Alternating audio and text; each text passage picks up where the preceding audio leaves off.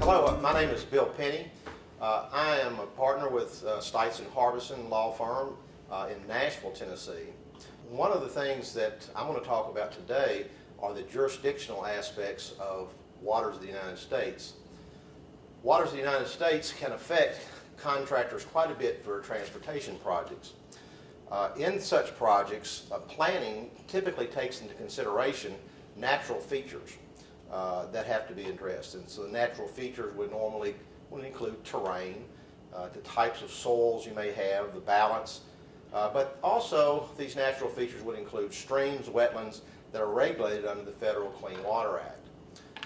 While a project can be designed with those water features in mind, the jurisdictional waters can add to the cost, time for completion, and ultimately the amount of land that can be available for the project. Now, unfortunately, the Clean Water Act did not provide any clarity with regard to what is a jurisdictional water. What have you got to plan for? In fact, the Clean Water Act actually protects navigable waters. In turn, navigable waters are defined as waters of the United States and territorial seas. Now, when the Clean Water Act was passed in 1972, it was vetoed by President Nixon, and the Congress overrode the veto. It did not seem clear from the legislative history that non-navigable streams and isolated wetlands would be part of this network of navigable waters, as the word goes. In fact, the terms stream and wetland are not even used in the Clean Water Act. So you can see, at least as an overview before I begin discussion of the jurisdictional aspects, that most of what has occurred since that time has been agency-made or bureaucratic-made law. I will mention that the EPA has provided a regulatory definition for water of the United States, so if you want to turn to the rules, they're in there. They're not much more help, but in summary, and this may be a gross oversimplification, but the rules basically define the navigable waters or waters of the United States to be, in effect, interstate types of waters and navigable types of waters. The EPA rules also address wetlands that are adjacent to other waters and also some ponds, and there's some other definitional aspects of that. So even the rules leave a lot to be desired with regard to what constitutes waters of the United States. Amidst all this is the foundation of how this regulatory network came into effect. Starting really with Riverside, this case called Riverside versus Bayview Homes, which is in the United States Supreme Court case in 1985. The Supreme Court in that case determined that a wetland, which was a feature that involved land that had water in it, that it was physically adjacent to a traditionally navigable water, was in fact a water of the United States. So, in other words, if you're on a traditionally navigable water, such as the Potomac River, and there's some wetlands beside it, then that's basically where the water ends. And so physical adjacency was the important thing in the Riverside versus Bayview Homes. In 2002, the Supreme Court took another case where the Corps of Engineers had determined that a mudflat that was way away from any kind of traditional navigable water was waters of the United States merely because birds would land there under their migratory bird guidance. The Supreme Court said that ordinarily there's a thing called Chevron deference. Ordinarily we give deference to agencies such as the Corps of Engineers because they're the experts in the field. But where you have reached the bounds of the Commerce Clause, which is what they did here, there's no interstate commerce connection, we're not going to give the agency deference, and they would not allow the Corps to regulate waters based upon that based on that feature alone. Really, there was a lot of chaos after that because no one really knew what was going to happen. EPA and the Corps of Engineers took the same tack they always had and said if a water has any hydrologic connection to a traditionally navigable water, then it was waters of the United States. Well, that includes just about everything. So there was a big universe to deal with. So in a moment of clarity, we thought, the Supreme Court granted a writ of certiorari to, in the Rapanos versus United States. This was a 2006 case. Most of you have probably heard of it in some manner. In effect, Rapanos had wetlands that were some 20 miles away from a traditional navigable water. And as a result, when he filled those waters, he was arrested, charged with a crime, and also sued civilly by the EPA. It was in the civil case that went to the Supreme Court. And in that case, the court was unable to reach a majority decision. 4 of the justices ruled that one way, and then Justice Kennedy was the swing vote, and he decided a test for himself. As a result of what appears to be a very confusing decision, 2 schools of thoughts emerged. The plurality of the court, which are the 4 justices, but not the majority, penned the so-called Scalia test because Justice Scalia was the author of the plurality opinion. Writing for the plurality, he said, establishing wetlands under the Clean Water Act requires 2 findings. First, that the adjacent channel contain a water of the United States, that is, a relatively permanent body of water connected to a traditional interstate navigable water. And second, that the wetland has a continuous surface connection with that water, making it difficult to determine where the water ends and the wetland begins. The so-called Scalia test was born. Basically, that's the Joe Six-Pack test, if you were going to ask me to clarify that. So in other words, if you can see it, then it's probably going to be waters of the United States. See it going into a traditionally navigable water. Justice Kennedy, on the other hand, said you got it all wrong. He said that that we said in the Swank decision that it's a significant nexus has to be shown, and it's not whether it's physically adjacent, although that's important, and it's certainly one of the tests, but with regard to the Rapanos case, you have to look at whether there is a significant nexus from the wetland to the traditionally navigable water. So thus the Kennedy test was formed. And there it's not so much the location, but the function of the water.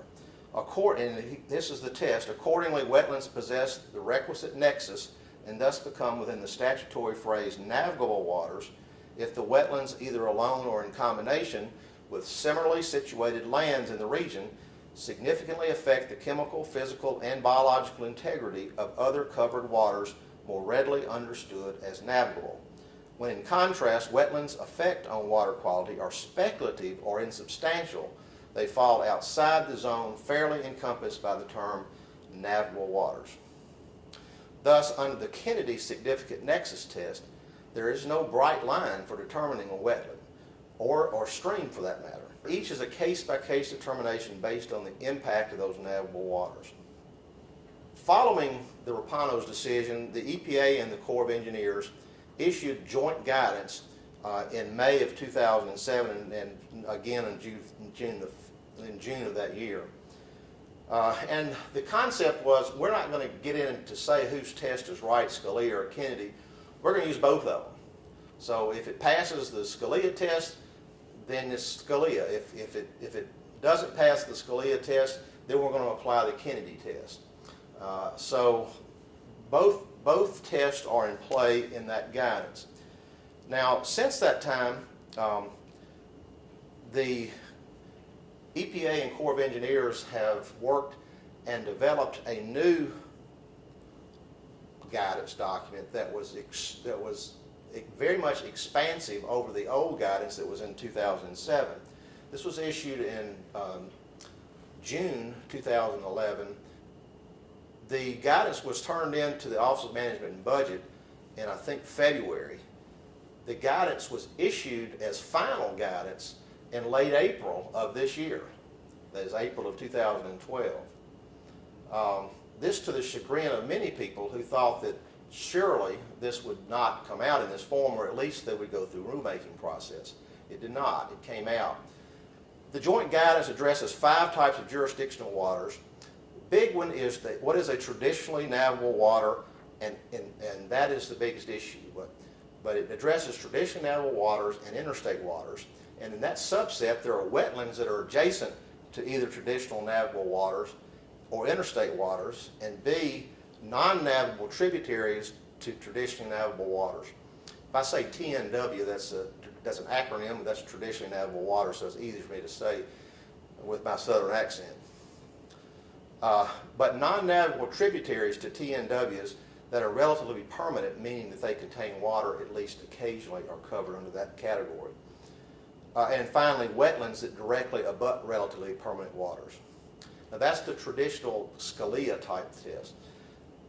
The second major category is the significant nexus to TNWs or interstate waters. And that would include tributaries to TNWs or interstate waters, B, wetlands adjacent to jurisdictional tribs or to TNWs or interstate waters, and finally there's an other water category which includes waters physically proximate to jurisdictional waters, and then those that are not, that may be isolated but have a significant nexus. The big change, in my estimation, over the prior guidance has been the expansive view taken by the Corps and the EPA with regard to what constitutes a traditionally navigable water. The joint guidance relies on some arcane interpretations of TNWs. Both the Scalia test and the Kennedy test rely heavily on TNWs and on either a water's physical presence or the significant nexus to a TNW. Thus, the joint guidance will focus closely on TNWs. The draft guidance sets out 5 tests for determining whether the water is a TNW. One is it's subject to Section 9 or 10 of the Rivers and Harbors Act. And that's basically a rule that says that the Potomac River, for example, is a navigable water. That you can look at the Federal Register and find that list. A federal court has determined it to be navigable, in fact, under federal law.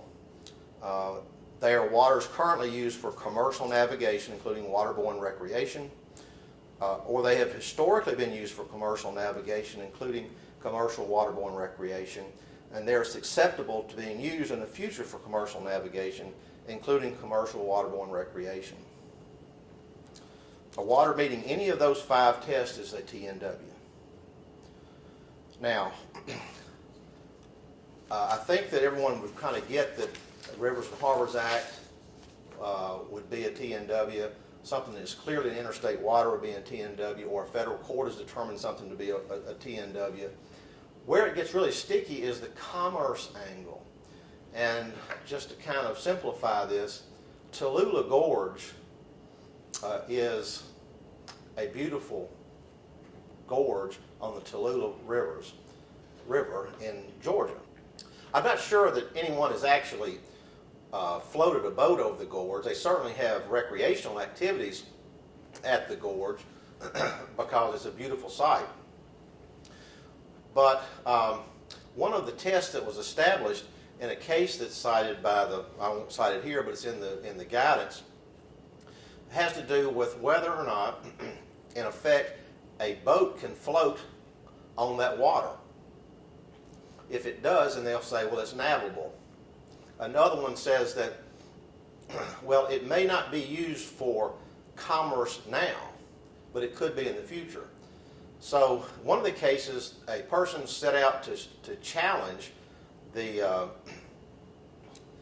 declare something as a jurisdictional water, and they actually went and did 4 or 5 test runs with a kayak, and they were able to make it through this, not the Tallulah Gorge, but they were able to make it through another water. And they came back and said, well, it's not being used now for commercial recreation, but we've proved, since we took 5 raft trips on this little stream, that it is subject to future commerce. and therefore would be a TNW. And the court upheld that and said, yes, that's a TNW on that basis. In summary, TNW's definition has been greatly expanded. With the float your boat kind of test and other things, nearly all small streams, maybe not particularly small perennial streams, could fall in the category of a traditionally navigable water. And here's how that affects that. Remember I said if there is anything physically connected to a traditional navigable water, well now instead of the Potomac River, you've got a small little neighborhood stream that becomes your traditionally navigable water. So all the little rivulets that go into anything with a channel that goes into that small neighborhood stream now that you might be able to kayak is now waters of the United States, because it's a relatively permanent water going into a traditionally navigable water. So that's, and then if it's a wetland that's adjacent to one of the relatively permanent waters that goes into the TNW, then that wetland becomes jurisdictional. So you've greatly expanded the universe of waters, and that's one of the big things with the new guidance that we have to look out for, and that you will have to look out for when you make your construction plans. The significant nexus test is a very complicated evaluation. So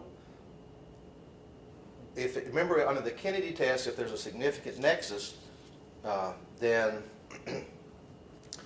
to a traditionally navigable water, then it could be jurisdictional. The guidance talks about what waters are similarly situated.